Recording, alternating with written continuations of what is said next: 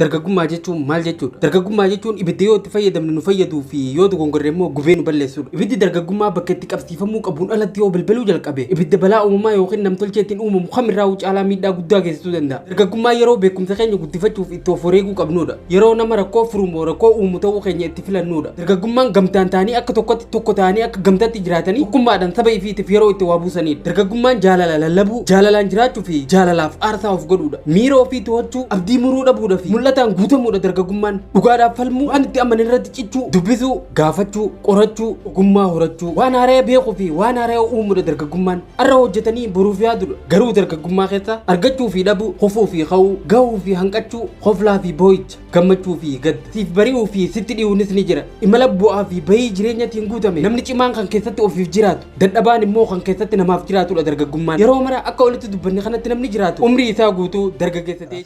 Sabscirab godhaa akkasumas like share godhaa hin dagatinaa.